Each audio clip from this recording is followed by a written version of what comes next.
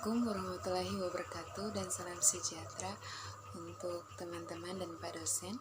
Pada kesempatan ini saya Marisa Afruan akan menjelaskan kembali mengenai materi-materi pada mata kuliah Fisika Kesehatan. Ya teman-teman, kita masuk pada materinya pada topik pertama adalah prinsip ilmu yang berhubungan dengan ilmu kebidanan. Ia membahas mengenai pengaturan suhu tubuh atau termoregulasi. Jadi manusia adalah makhluk yang memiliki sistem hemostatis, suatu sistem yang dapat mengatur dirinya sendiri. Pada proses hemostatis, aktivitasnya diatur oleh SPP, yaitu hipotalamus dengan pengaturan keseimbangan, produksi panas dan kehilangan panas. Kemudian yang berikut pengaturan cairan tubuh, yaitu contohnya otak dalam cairan CSV dan janin dalam cairan amnion. Kemudian keduanya terlindungi dalam cairan yang mengelilinginya, yang meneruskan dengan tekanan sama tak. Jadi soal walaupun orangnya aktif, dimaksudkan orangnya yaitu janin di dalam kandungan, teman-teman. Oke, yang berikut yaitu ekskresi adalah elemen-elemen hemostatis. Itu adalah topik pertama. Yang berikut topik kedua yaitu membahas mengenai hukum termodinamika dalam pelayanan kebidanan. Jadi termodinamika ini berasal dari bahasa Yunani ya teman-teman, yaitu termos yang artinya panas, dan dinamika yaitu artinya perubahan. Jadi termodinamika adalah ilmu yang mempelajari mengenai fenomena-fenomena tentang energi yang berubah-ubah karena pengaliran panas dan usaha yang dilakukan. Yang berikut itu sejarah penggunaan panas ini. Menurut Romans pada tahun 600 sebelum Masehi, teman-teman, sudah memakai minyak panas dalam memijat.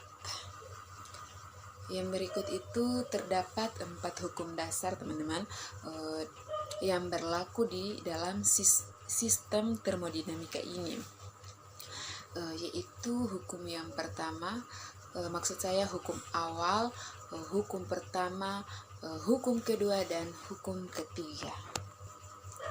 Iya, jadi teman-teman, hukum awal itu hukum ini menyatakan bahwa dua sistem dalam keadaan setimbang terminal dengan sistem ketiga, maka ketiganya dalam saling setimbang terminal satu dengan yang lainnya. Yang berikut hukum pertama.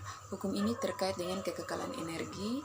Energi tidak dapat diciptakan dan dimusnahkan, melainkan hanya dapat berubah bentuk.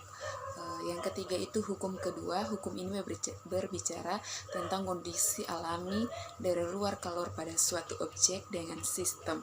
Kemudian hukum yang ketiga itu, hukum ini menyatakan bahwa pada saat suatu sistem mencapai temperatur nol absolut, semua proses akan berhenti dan entropi sistem akan mendekati nilai minimum. Ya teman-teman, yang berikut penggunaan panas dalam bidang pengobatan. Ada 2 metode, yaitu metode yang pertama metode konduksi dan yang kedua metode radiasi. Pada metode konduksi, alat-alatnya ialah kantong air panas atau botol yang berisi air panas, handuk, tourniquet pads atau mandi uap, medpack atau lumpur panas, wax bed, dan electric pad. Pada metode radiasi ada 2 alat yang dipakai, yaitu electric fry dan inframerah. Ya teman-teman, itu adalah pembahasan pada topik yang kedua. Kita masuk pada topik yang ketiga, ialah pengaturan suhu tubuh. Jadi pada pengaturan suhu tubuh ini terjadi pada hipotalamus. Hipotalamus ini terbagi menjadi 2, yaitu hipotalamus anterior dan hipotalamus posterior. pada hipotalamus anterior mengatur suhu panas, yakni dengan menghilangkan panas dengan pelebaran pembuluh darah pada permukaan kulit, pertambahan pernafasan, keringat, dan anoreksia. Yang kedua itu hipotalamus posterior, pengaturan suhu tubuh dingin dengan mengatur pembentukan panas dengan menggigil, yaitu penyempitan pembuluh darah pada permukaan kulit. Iya teman-teman, itu pembahasan yang ketiga, pada topik yang ketiga. Kemudian pada topik yang keempat ialah hidrodinamika dan penerapannya dalam pelayanan kebidanan. Jadi pengertian dari hidrodinamika itu adalah salah satu cabang ilmu pengetahuan yang mempelajari gerak liquid atau gerak fluida cairan, khususnya gerak air. Jadi yang pertama itu pengukuran tekanan darah atau sphygmomanometer, itu ada alat ukurnya. Kemudian yang kedua itu mengukur LED yang meliputi BBS atau Blood Byzantine Snail Head. Yang kedua BSR adalah atau basal sedimentasi rate. Kemudian yang ketiga itu tekanan pada bola mata atau tonometer. Yang keempat tekanan kandung kencing sistometer, dan tekanan di dalam tengkorak. Itu adalah topik pembahasan yang keempat. Kemudian kita lanjut pada topik yang kelima, yaitu membahas mengenai gaya pada tubuh dan kegunaan klinis. Ya teman-teman, jadi gaya adalah besaran fisika berupa tarikan atau dorongan yang menyebabkan terjadinya perubahan suatu benda. Jadi gaya pada tubuh manusia ada 5, yaitu gaya dalam keadaan dinamis dan statis, kemudian gaya secara vertikal dan horizontal, dan gaya yang membentuk sudut. Kegunaan dalam klinik ialah gaya pada tubuh secara horizontal, dan kegunaan klinisnya contohnya adalah gaya dalam aplikasi kebidanan adalah bantuan dorongan yang dilakukan pada saat memberi bantuan melahirkan, teman-teman. Jadi seperti itu. Yang berikut itu topik ke-6 membahas mengenai teori gelombang. Pada teori gelombang yang dibahas gelombang ultrasonik. Ultrasonik itu sendiri merupakan gelombang mekanik longitudinal dengan frekuensi di atas 20 kHz, yaitu daerah batas pendengaran manusia. Dan gelombang ini hanya bisa digunakan pada hewan seperti lumba-lumba dan kelelawar. Kalau pada lumba-lumba untuk berkomunikasi, sedangkan pada kelelawar untuk navigasi. Ya teman-teman, yang berikut itu prinsip penggunaan ultrasonik. Jadi dalam penggunaan ultrasonik ini dalam bidang kedokteran dan pengobatan, teman-teman.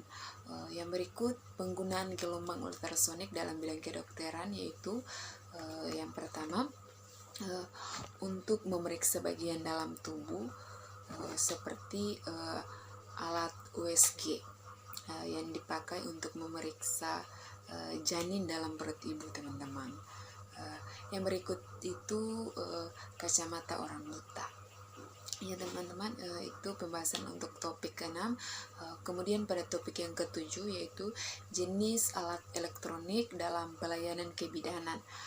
Jadi ada beberapa jenis alat, teman-teman, yang dipakai dalam pelayanan kebidanan. Yang pertama itu EEG, elektrosefalogram graf. Pemeriksaan EEG bertujuan untuk menggantikan fungsi EKG sebagai alat monitor saat operasi, mendiagnosa epilepsi dan klasifikasi epilepsi, menunjukkan tumor otak, atau aktivitas listrik pada daerah tumor otak dan menurun. Kemudian yang berikut EKG atau elektrokardiograf merupakan pencatatan isyarat biolistrik jantung dilakukan pada permukaan kulit. Irama jantung diatur oleh isyarat listrik yang dihasilkan oleh rangsangan spontan pada SA node. Kemudian alat yang ketiga yaitu USG atau ultrasonografi yang dipakai untuk mengetahui bagian dalam tubuh dan informasi janin. Contoh informasi janin dalam perut ibu. Jadi teman-teman contohnya seperti mendengar denyut jantung janin. Ya, sekian dari penjelasan saya mengenai materi yang telah dibahas pada mata kuliah Fisika Kesehatan. Semoga dapat dipahami. Waalaikumsalam warahmatullahi wabarakatuh.